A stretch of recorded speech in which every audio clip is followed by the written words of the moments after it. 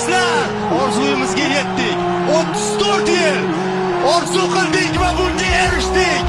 Mehnat, shuncha sabr. Barchangizni tabriklaymiz. Butun O'zbekistonni. Bu hammamizning g'alabamiz. Har biringizning g'alabangiz.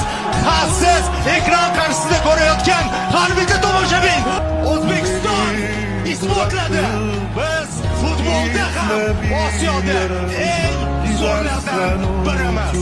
Ramziy ma'noda O'tkir Yusupovni bizga ko'rsatishyapti. U bugungi uchrashuvning qahramoni.